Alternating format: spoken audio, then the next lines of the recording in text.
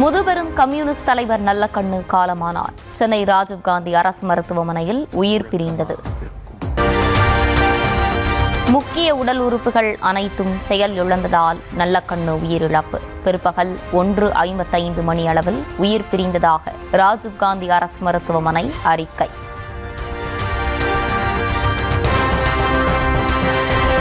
சென்னை தியாகராய நகரில் உள்ள இந்திய கம்யூனிஸ்ட் அலுவலகத்தில் மக்கள் அஞ்சலிக்காக வைக்கப்படும் நல்லக்கண்ணு உடல். நல்லக்கண்ணுவின் உடல் மருத்துவ ஆய்வுக்காக சென்னை மருத்துவக் கல்லூரி மருத்துவமனைக்கு கொடையளிக்கப்படுகிறது. தோழர் நல்லக்கண்ணுவின் மறைவுக்கு 7 நாட்கள் துக்கம் அனுசரிக்கிறது இந்திய கம்யூனிஸ்ட். துக்கம் கடைபிடிக்கும் வகையில் செங்கொடிகள் அரை கம்பத்தில் பறக்க விடப்படும் எனவும் அறிவிப்பு.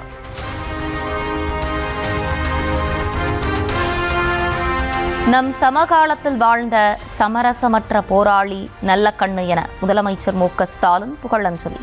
தகைசால் தமிழரை முழு அரசு மரியாதையுடன் செவ்வணக்கம் செலுத்தி வழி அனுப்பி வைப்போம் என பதிவு.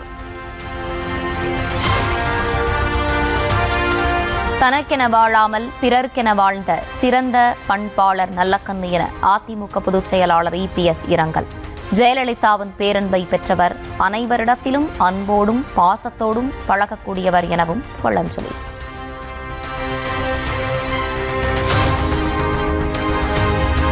மாறாத கொள்கை பிடிப்புடன் வாழ்ந்து மறைந்த நல்லக்கண்ணுவின் இழப்பு ஈடு செய்ய முடியாதது என ரஜினிகாந்த் இரங்கல். தனக்கென்று ஒரு வாழ்க்கை என்ற சிந்தையே இல்லாதவர் நல்லக்கண்ணு என கமல்ஹாசனும் தாவைக்க தலைவர் விஜயும் இரங்கல்.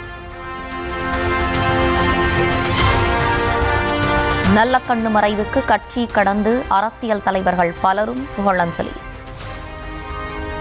நல்லக்கண்ணு ஐயா அவர்கள் அவருடைய தியாகமும் அவருடைய வரலாறும் அரசியலில் ஈடுபடுகிற அத்தனை பேருக்கும் ஒரு பாடமாக இருக்கக்கூடிய அளவுக்கு அவர் வாழ்ந்து காட்டினார். எவ்வளவு கொடுமைகள் வந்தாலும் சரி, அந்த இயக்கத்திற்காக அந்த கொடுமைகள் எல்லாம் தாங்கி முழுமையாக இயக்கத்தை, அதாவது கம்யூனிஸ்ட் கட்சியை தமிழ்நாட்டிலே வளர்த்த பெருமை ஐயா தோழர் நல்லக்கண்ணு அவர்களே நிச்சயமாக சாரும். மக்களுடைய நல்வாழ்விற்காக வாழ்நாள் முழுவதையும் அர்ப்பணித்த அவருக்கு மார்க்சிஸ்ட் கம்யூனிஸ்ட் கட்சியின் சார்பில் என்னுடைய அஞ்சலியை தெரிவித்துக் கொள்கிறேன். அதிமுக, காங்கிரஸ், பாஜக, விசிக, நாம் தமிழர் கட்சி சார்பில் நேரில் மரியாதை. சிவப்பு கட்சியின் கருப்பு காந்தி இறந்துவிட்டதாக கவிஞர் வைரமுத்து இரங்கல்.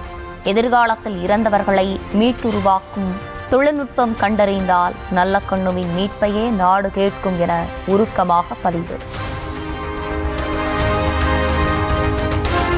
தமிழ்நாடு சட்டப்பேரவை தேர்தல் குறித்து தலைமை தேர்தல் ஆணையர் ஞானேஷ்குமார் நாளை மற்றும் நாளை மறுநாள் ஆலோசனை. சென்னையில் அரசியல் கட்சி பிரதிநிதிகள், மாவட்ட ஆட்சியர்கள் உள்ளிட்ட அரசு உயரதிகாரிகள் உள்ளிட்டோருடன் கலந்துரையாடல். பிரதமர் மோடி தமிழ்நாட்டிற்கு வருவதை நினைத்து கூட்டணி கட்சிகளே பயப்படுவதாக முதலமைச்சர் மு.க. ஸ்டாலின் பேச்சு. எத்தனை முறை இங்கு வருகிறாரோ அத்தனை முறை திமுக கூட்டணியின் வெற்றி உறுதி என்றும் திட்டவட்டம்.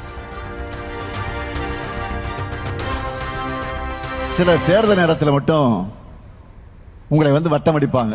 தேர்தல் நேரத்தில் மட்டும் வருவாங்க. தேர்தல் சீசன்கிற காரணத்தினால மாண்புமிகு பிரதமர் மோடி அவர்களும் இனி அடிக்கடி தமிழ்நாட்டு பக்கம் வரப்போறார். ஏற்கனவே வர ஆரம்பிச்சுட்டாரு, இன்னும் வரப்போர். அதை நினைச்சு அவருடைய கூட்டணியிலே பயப்படுறாங்க. ஏன் தெரியுமா? எவ்வளவு அதிகமா பிரதமர் அவர்களுக்கு வராரோ அந்த அளவுக்கு பெரிய வித்தியாசத்தில் என்டிஏ கூட்டணி தோல்வி அடையும்.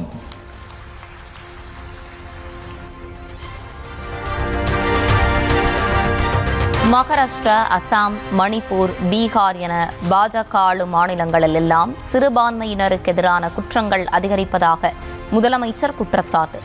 வன்முறை, வெறுப்பை கைவிட்டு எப்போதுதான் பாஜக வளர்ச்சியை பற்றி பேசும் என்றும் கேள்வி.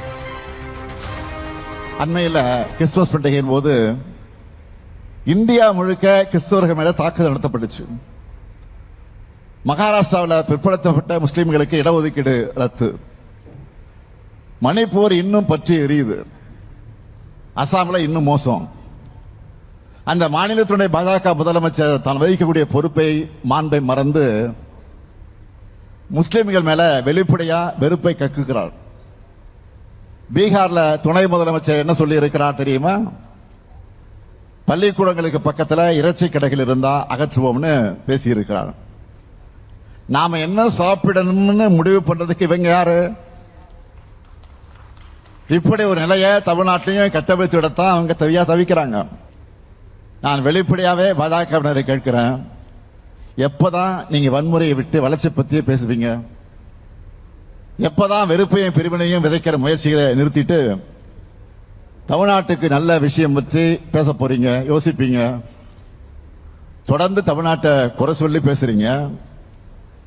அதுக்கு பதிலா உங்களுக்கு தகுதி இருக்கா? குறை சொல்லி பேசுவதற்கு உங்களுக்கு தகுதி இருக்கா?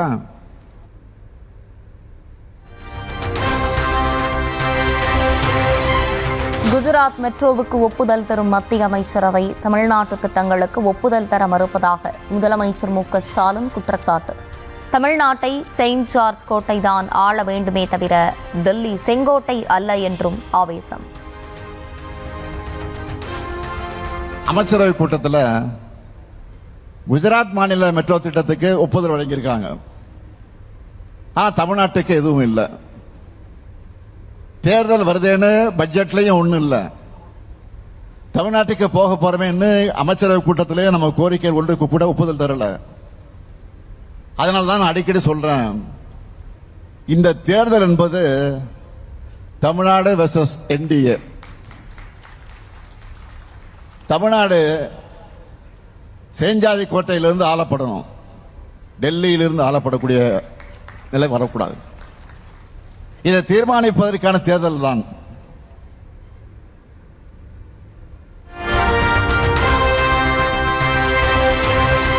குடும்பத்திற்கு 10,000 ரூபாய் தருவதாக இபிஎஸ் சுடும் வடைகளை எல்லாம் நம்ப தமிழ்நாட்டு மக்கள் தயாராக இல்லை என முதலமைச்சர் சாடல்.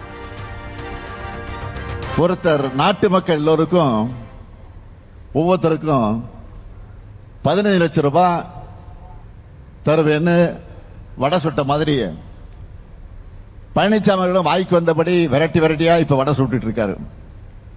இந்த வடைகளை எல்லாம் மக்கள் நம்ப தயாராக இல்லை. பூஜ்ஜியமும் இணைந்தால் பூஜ்ஜியம்தானே தவிர ராஜ்யம் கிடைக்காது என்றும் பாஜக அதிமுக கூட்டணி மீது விமர்சனம். சிறப்பு தொகுப்பு மக்கள் கிட்ட சூப்பர் ஹிட் பாஜக டப்பா இன்ஜினை நம்பி அதிமுக இருக்கு. அதிமுக என்ற மூழ்கிற கப்பலை நம்பி பாஜக இருக்கு. பூஜ்ஜியமும் சேர்ந்தா பூஜ்ஜியம் தான், ராஜ்யம் கிடைக்காது.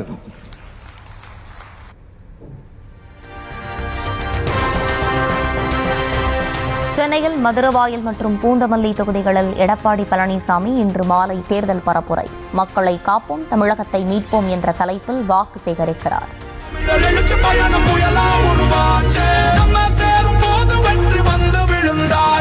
மக்களை காப்போம், தமிழகத்தை மீட்போம், மக்களை காப்போம், தமிழகத்தை மீட்போம்.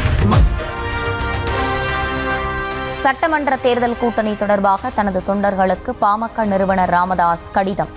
கிடைக்கும் வாகனங்களில் பயணித்தால் இலக்கை அடைய முடியாது என்றும், நமக்கான வாகனம் அருகில் வந்துவிட்டது என்றும் நம்பிக்கை.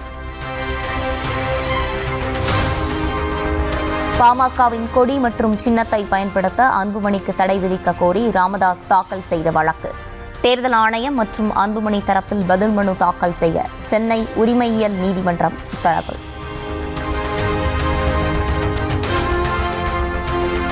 சைவ வைணவ சமயங்களை அவமதிக்கும் வகையில் பேசிய புகாரின் வழக்கு பதிவு செய்ய கோரிக்கை. முன்னாள் அமைச்சர் பொன்முடி மார்ச் 24ஆம் தேதி நேரில் ஆஜராக சென்னை சிறப்பு நீதிமன்றம் ஆணை. மதுரை காமராசர் பல்கலைக்கழக ஊழல் புகார் குறித்து சிபிஐ விசாரணை நடத்த உயர்நீதிமன்ற மதுரை கிளை உத்தரவு. பல்கலைக்கழகங்களில் ஊழலை ஏற்றுக்கொள்ள முடியாது என்றும் அது எதிர்கால சந்ததியினரின் பாழாக்கும் எனவும் நீதிபதிகள் கருத்து. சென்னையில் ஆபரண தங்கத்தின் விலை சவரனுக்கு 320 ரூபாய் உயர்வு. 1 பவுன் 1,19,440 ரூபாய்க்கு விற்பனை.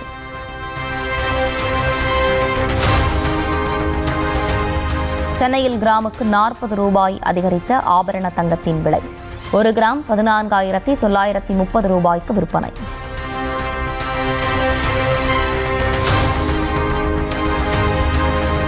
சென்னையில் வெள்ளி விலையில் கிராமுக்கு 5 ரூபாய் அதிகரித்து 295 ரூபாய்க்கு விற்பனை. கிலோவுக்கு 5,000 ரூபாய் உயர்ந்து 2,95,000 ரூபாயாக விற்கப்படுகிறது.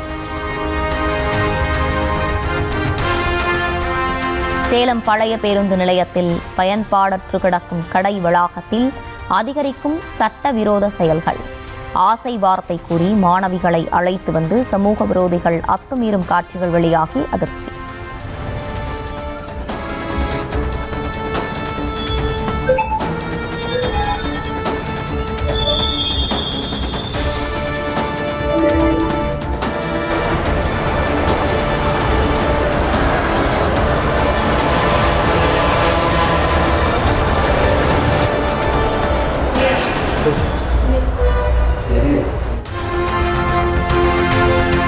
சேலத்தில் மாணவர்களின் கைகளில் எளிதாக கஞ்சா புழங்குவதாக புகார்.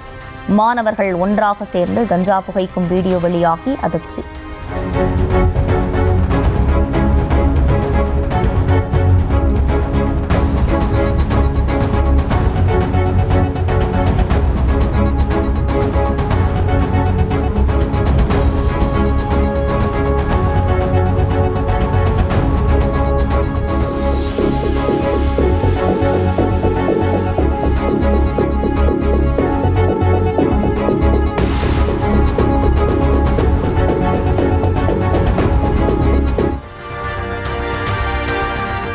சேலத்தில் கஞ்சாவுடன் சேர்த்து போதை ஊசியும் செலுத்திக் கொள்ளும் இளைஞர்கள்.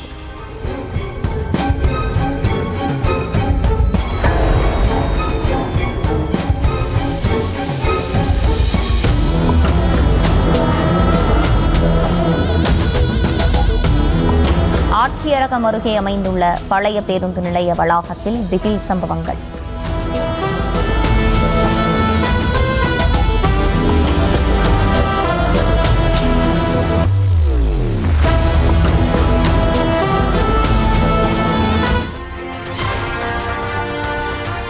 மாணவர்கள் கையில் கஞ்சா தங்கு தடையின்றி புழங்குவது அனைத்து வகையிலும் தமிழ்நாடு அரசு தோல்வியுற்றிருக்கிறது என்பதற்கான எடுத்துக்காட்டு என அதிமுக கண்டனம். மக்கள் நலனில் அரசுக்கு சிறிதும் அக்கறை இல்லை என்பதற்கும் இதைவிடவும் வேறு ஏதேனும் சாட்சி வேண்டுமா எனவும் கேள்வி. புதுக்கோட்டை மாவட்டம் ஆலங்குடி அருகே தனியார் பேருந்திலிருந்து தவறி விழுந்து 10ஆம் வகுப்பு மாணவன் உயிரிழப்பு. கூட்டமாக இருந்ததால் படியில் தொங்கிக் கொண்டு சென்றபோது தவறி விழுந்து உயிரிழந்த நிலையில் ஓட்டுநர் மீது உறவினர்கள் குற்றச்சாட்டு.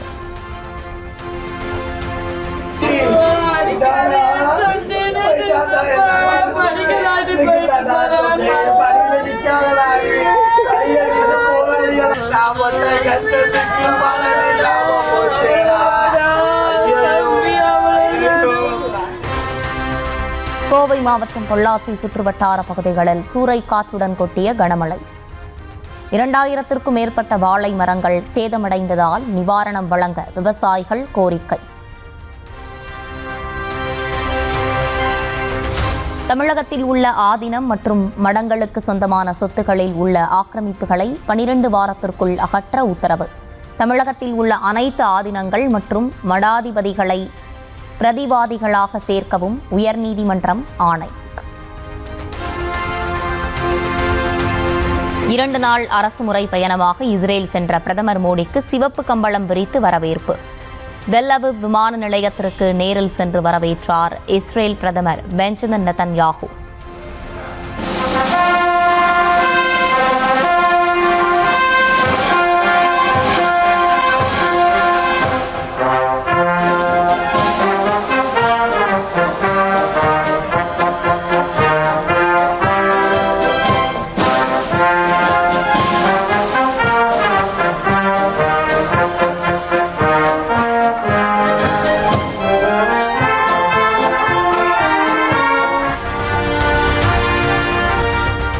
NCERT எனப்படும் மத்திய கல்வி நிறுவனம் தயாரித்த 8ஆம் வகுப்பு சமூக அறிவியல் பாடப்புத்தகத்தில் நீதித்துறையில் ஊழல் என்ற தலைப்பில் பாடம். நீதித்துறையின் நற்பெயருக்கு களங்கம் விளைவிக்கும் திட்டமிட்ட செயலை பார்த்து கொண்டு சும்மா இருக்க முடியாது என்று கூறி தாமாக முன்வந்து விசாரணைக்கு எடுத்தது உச்சநீதிமன்றம். மேற்கு வங்கத்தின் பெயரை பங்களா என்று மாற்ற வேண்டுமென கோரிக்கையை ஏற்க மத்திய அரசு மறுப்பு. பங்களாதேஷ் என்ற பெயரோடு ஒத்துப்போவதால் நிறைய பிரச்சனைகள் ஏற்படும் என்பதாக கூறி கோரிக்கை நிராகரிப்பு என தகவல்.